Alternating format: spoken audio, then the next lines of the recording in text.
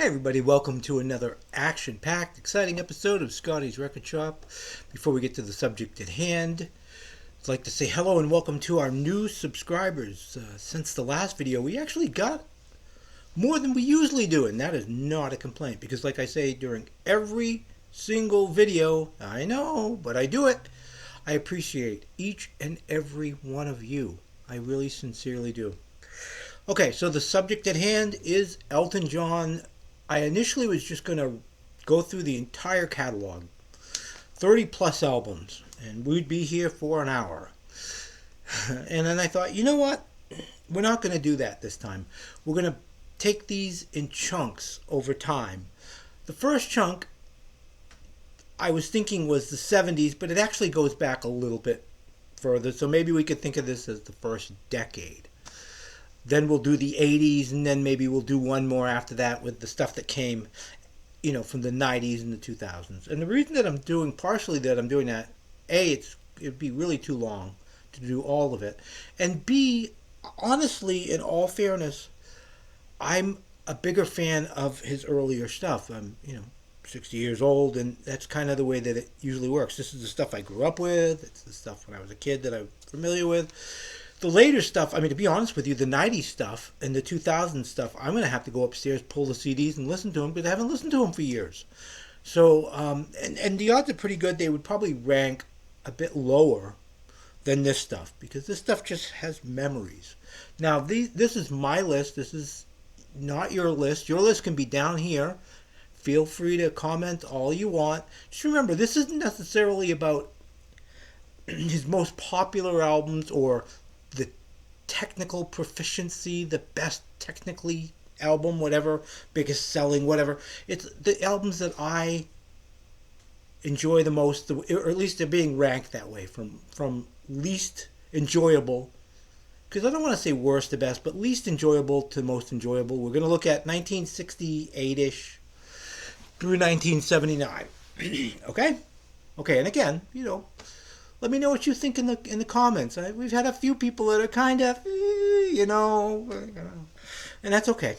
That's okay. You've got your opinions, and sometimes you express them in different ways than other people, and that's fine. That's what the comment section is for. Just be kind to each other down there, okay? That's all I ask. I've not really ever had any problems with people going after each other, and I'm glad about that. You guys really are cool. So, okay. This is at the bottom of everybody's list, and when they rank all of the Elton John albums from least favorite or worst to best through the entire discography, this is the bottom. I don't think this is his worst album. I think this is his worst album of the 70s, or my least favorite. I will be honest, and I will go on record right now and tell you that I think my least favorite, how's that? I won't use the word worst. My least favorite Elton John album out of every one of them, and it's one of the only ones that I didn't bother getting, was the Lockdown Sessions. I don't know. But anyway, we're talking about, and you probably already know, Victim of Love. Now, he didn't have very much to do with this album. He didn't write anything. He didn't play anything on it. He just lended his voice. It's kind of I don't want to say some people refer to this as a generic disco album. See, I'm here confession time. I don't mind disco. I didn't mind disco in the 70s.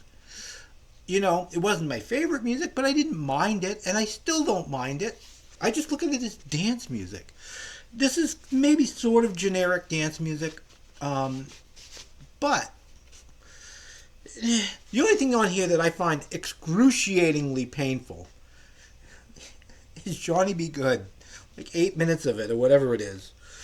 Some of these records, I kind of just was pulling things out of the back wall here. And it was like, I realized some of the stuff I pulled were UK pressings, and some of them were US pressings and things like that. This is the UK, so I figured for people that have never seen it, okay, like later 70s and early 80s stuff from Elton was on a label around the world, other than in America and stuff, on a label called Rocket Records. And this is what the Rocket Record label. You get a look at that. The glare is really bad. I'm sorry about that. I can't get that glare that good. Anyway, it's unfortunate. It's not coming out that good. But that's the way some of these are. Late 70s, early 80s.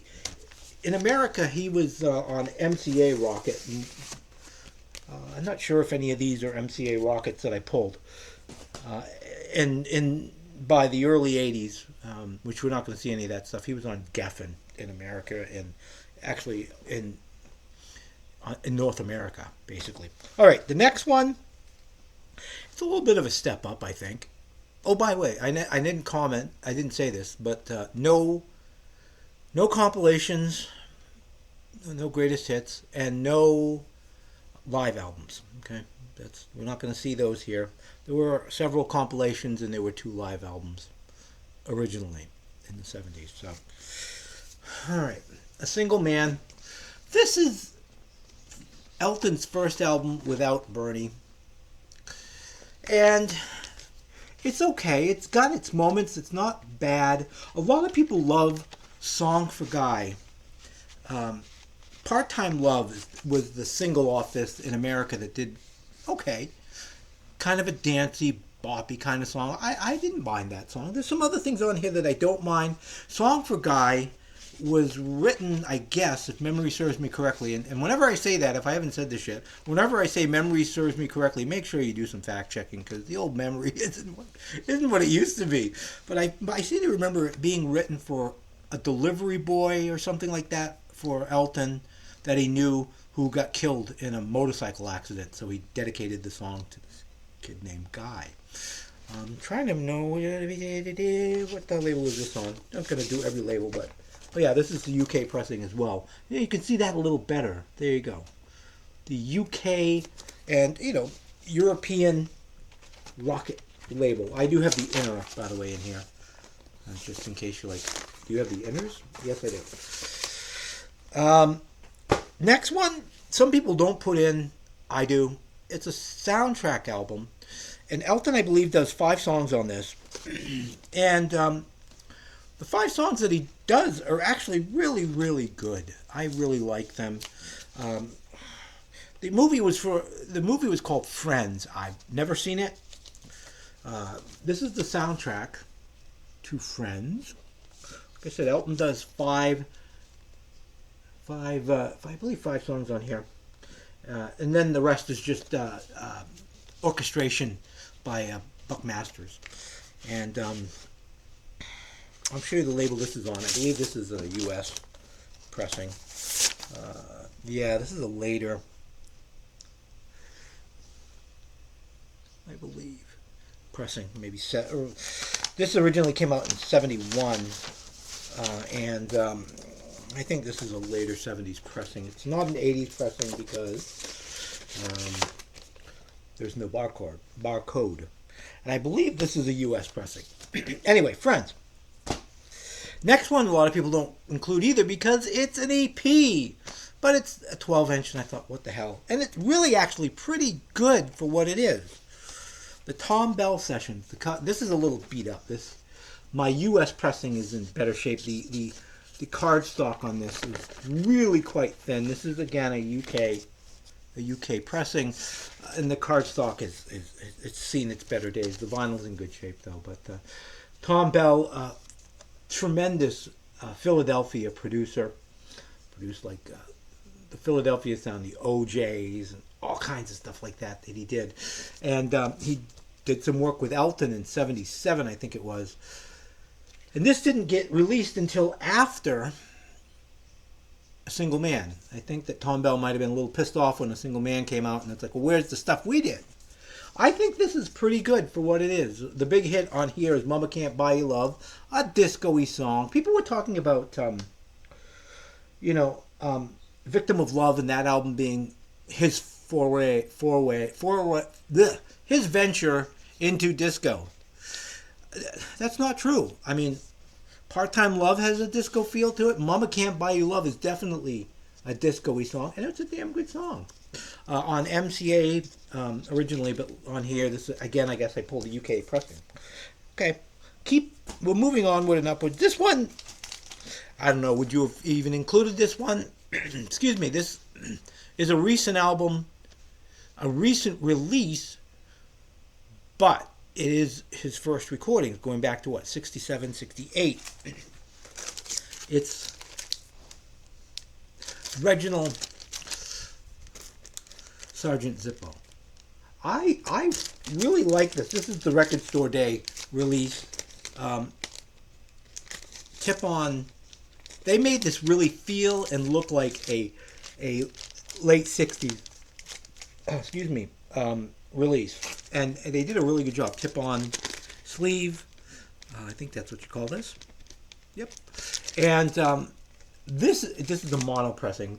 I have the CD upstairs, which is really cool because it's mono and a stereo mix of the album on one CD. This is a pretty damn good album. Really kind of psychedelic. I wish with some of this stuff, this is obviously would never have happened, and this didn't even come out until recently. Like I said, you already know the story behind that, but I wish that some of the stuff off of this and some of the stuff off of Empty Sky would have been combined, and you would have had one hell of an album. You really would have. But that's the next in line as far as favorites. I really kind of enjoyed this, especially when I first got it. It was like all new. I mean, I knew some of this stuff because a lot of it had been bootlegged, but to finally have it officially in my hands was really great. So, Regimental Sgt. Zippo. Next one is the actual first album by Elton, Empty Sky. I think this is weird, but I think this is an Argentinian pressing. Show you. You'll see a lot of these anyway, because it is on the Dick James label. But there you go. I don't do well with cameras, but there you go. That's what it looks like. This is an interesting album. It does have a tinge of psychedelia to it. It has the original version of Skyline Pigeon. Very, very 60s sounding harpsichord. Kind of got to me it has a kind of a psychedelic feel to it. The track, the title track, Empty Sky, is this bluesy, long drawn, really great song. Sails is another great song on here. There's several actually really good songs on here. There are numerous pressings of this. If you want to know a lot about this album, and if you want to know a lot more about Elton John stuff, a lot more than I could ever possibly tell you, go to Collecting Elton John. It's a channel here on YouTube. Collecting Elton John is what it's called. A guy up in Canada. He talks about this being in mono. I'd never even knew that until I watched it. His episode on that. Great, great, great channel if you like Elton John. So, anyway, Empty Sky. Good album. This album gets crap because it came out right after Yellow Brick Road. And I think expectations, how do you follow Yellow Brick Road? Seriously. It'd be pretty hard. These guys had been going at it for like 5 years straight. They were tired, and it kind of showed on this album, sort of. But I think that there's some wonderful moments. Of course, I'm talking about this is one of the worst covers of an Elton John album. Seriously, Caribou. This is a UK pressing, and it looks the same as the DJM that I showed you before. I'll show you this one just so you know. This is an original pressing on I can never do that right. There you go. So this has The Bitch's Back. This has Don't Let the Sun Go Down on Me. This has a really interesting song, a really good song actually, called Tickin'. The album ends with that.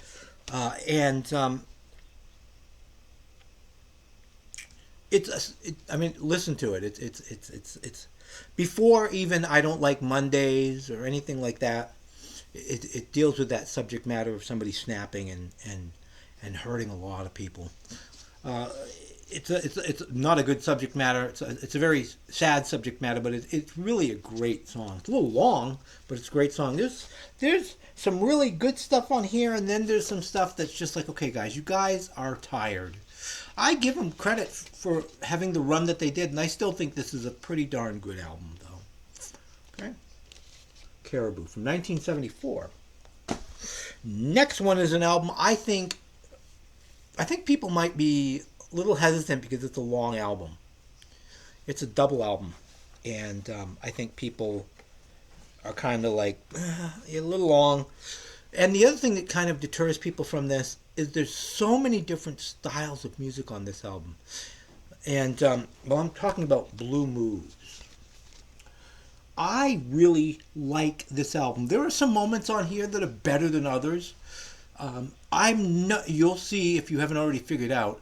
I am not a fan of double albums. I just don't. I can't think of many double albums that really move me. And all the way through, from beginning to end. This is another one that has a couple of songs that are lesser than... There's nothing really bad on here, but there's some stuff on here that's lesser than the great stuff. But there's some really great stuff on here. Not to mention Caleb Quaye, who's a wonderful guitar player who was on early Elton John albums, went away for a while, and then came back for a couple of albums. And he's a great guitar player. And by the way, I've talked to him. He's a wonderful, nice guy. Wonderful, nice guy. This is an interesting pressing. This is the UK pressing. Now, in the UK, in the US, in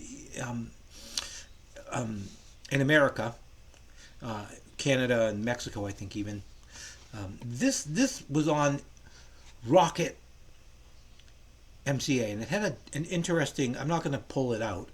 It had an interesting custom label.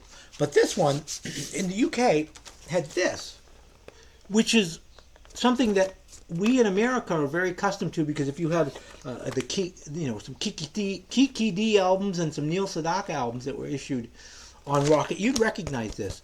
But this is the one and only UK. This is the only Elton John album I can think of that has that Rocket label.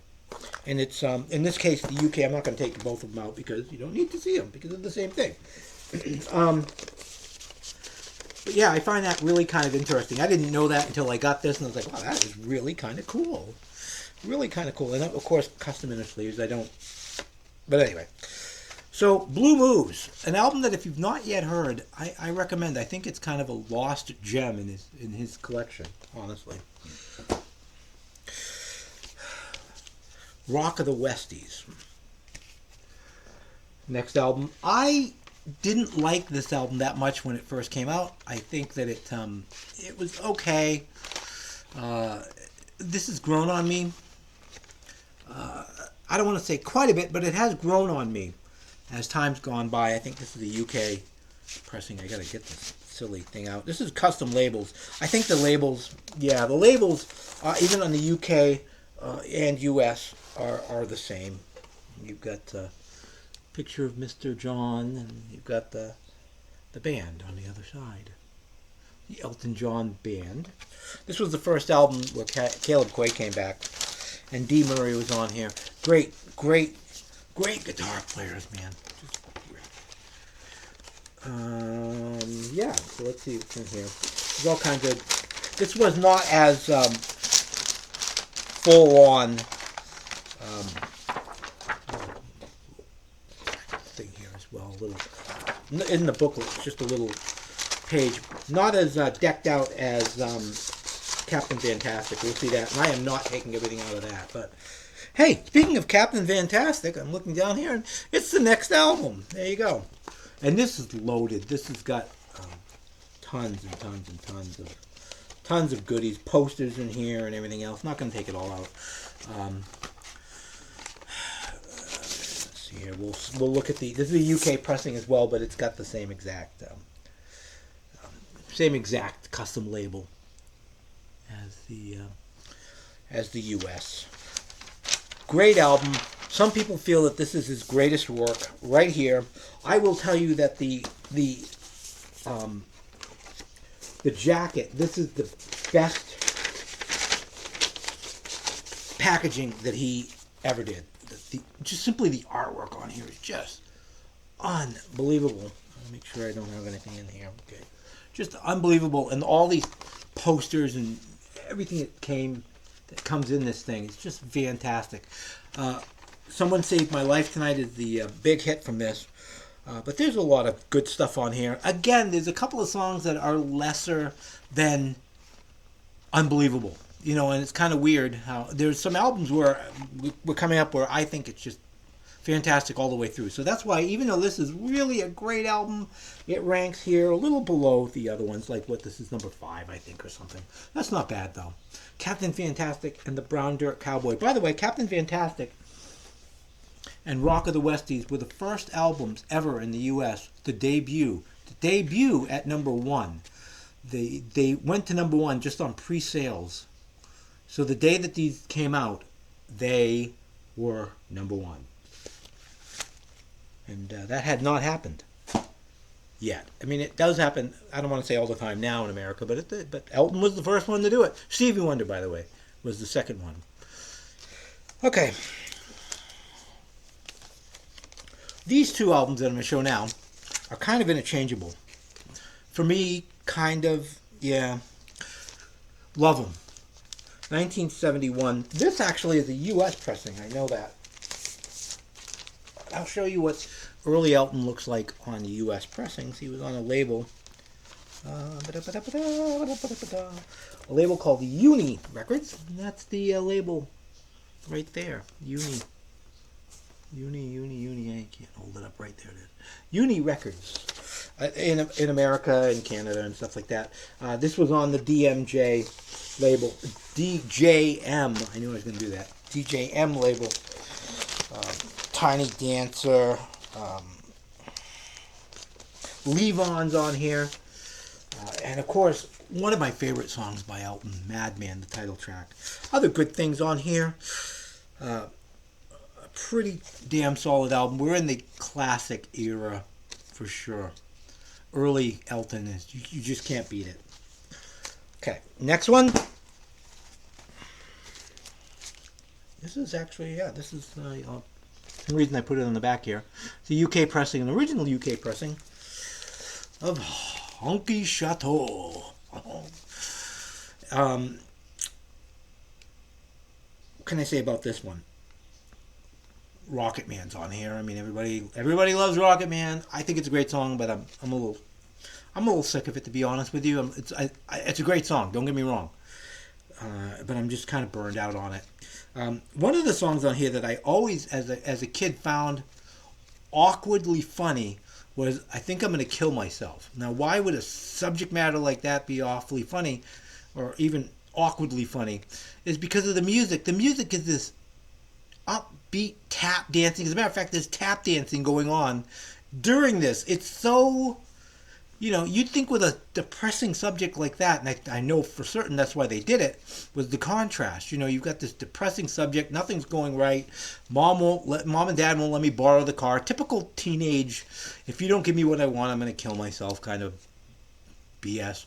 But then you get this burlesque kind of music that it's laid over, and it's just stupid. But I've always liked it.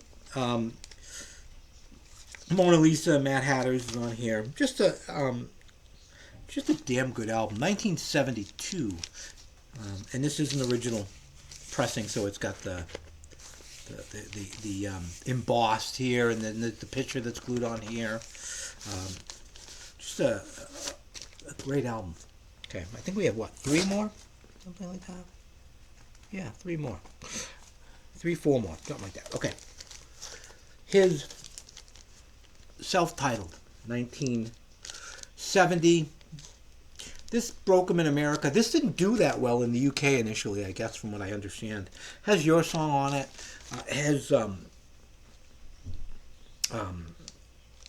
the Border song. This is a mellow album. Elton, not theoretically, he recorded enough songs for 2 albums. And see here, I can show you. I'm not going to show you the order that they come in, but he recorded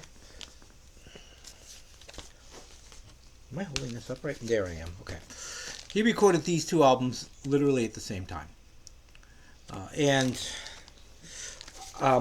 this got the more upbeat rock and roll stuff. And this got the mellower singer-songwriter introspective kind of stuff. Great album. This is a wonderful sounding album. The reason that I got a lot of UK pressings was because I love the sound of first pressing UK pressings of Elton's early stuff. I think you cannot go wrong. These are not super hard to find on Discogs. You're going to pay a little bit because you just got to get them shipped over here, and God only knows how that tariff thing's working out. But if you can find original pressings on DJM of early Elton albums, pick them up. They're in good shape because they sound fabulous. Fabulous, fabulous, fabulous. And this is a perfect example. A lot of orchestration. 60 years gone. The king must die. Just a take me to the pilot. Great album. Great album. This one is one that everybody puts at number one. And it's a double album, so it's got that curse. Although I tell you, it's hard to find a bad song on here. I've found some. And I won't get into, and they aren't bad, but they just don't equal up to what else is on here. Good luck finding a nice UK pressing of this. I didn't. This is beat up. This album just got the hell played out of it by everybody. I mean, my US pressing, I'm on my second or third US pressing because I just played the hell out of this album. Again, a great sounding. If you can find a nice, clean UK pressing of this, an early UK pressing, it's going to sound so damn good. What to say about this album that hasn't been already said? Everybody, it's a masterpiece. It truly is. Now, and I understand and I get why a lot of people put this at number one. I'm with you. It's just that especially one that's coming up where you're gonna, if you're an Elton John collector, you're going, wait a minute, there's an album that should be a lot lower that's coming up, and I'll explain why that's there. But this is number three for me. It just is. Again, these are records that how I feel about them, how they move me. But I will not hold you at fault if you think this is number one because it's amazing. Okay, this is the one that's going to throw everybody for a loop, and it just is what it is. Don't shoot me. And I mean that literally. For putting this too high. I love this album. This album, it's the reason that this album is where it is sentimental. Because this was really the first Elton John album that I had ever heard. It was my older sister, my late older sister, who had it, and she was kind enough to know that anytime she was looking for it and she couldn't find it, she'd go in my room and it was right there. I love this album. It's just something from 1973, early 73, I think was when we got this album. Again, if Crocodile Rock, if I don't hear that song again, I'm okay with that. It's a good song, but yeah, Daniel's wonderful. Have Mercy on the Criminal is just a freaking masterpiece. It's a masterpiece. I said Daniel, Elderberry Wine, Teacher,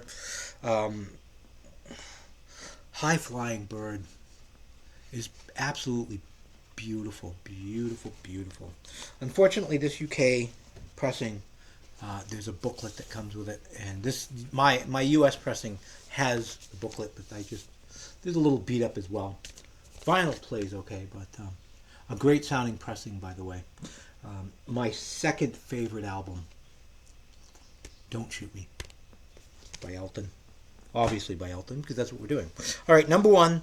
Some people do put this at number one, so don't feel all alone about this, but I love this album. And if you can find the first UK pressing of this, you are in for a treat. It just sounds so much better than the uni pressing. And this is first UK pressing of this. This is just, I'll show it to you. I mean, you've seen this before. I think you're not going to be able to see this. Yes, it's a see-through.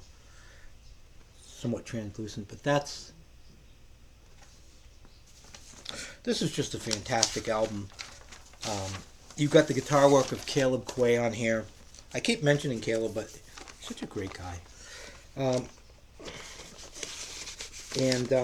I just 1970 Tumbleweed Connection. I just think that this is the best that Elton has ever done for me.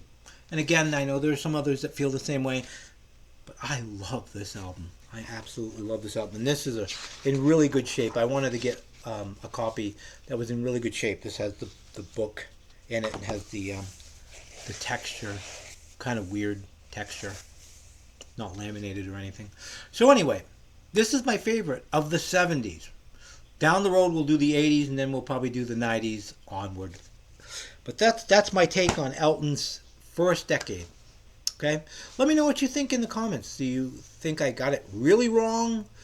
I don't think I was too controversial in this one. Anyway, please like, please subscribe, please share these videos with other people to let them know that I am back after many years, back in town making videos again. Okay? All right. Until next time, everybody, peace and love.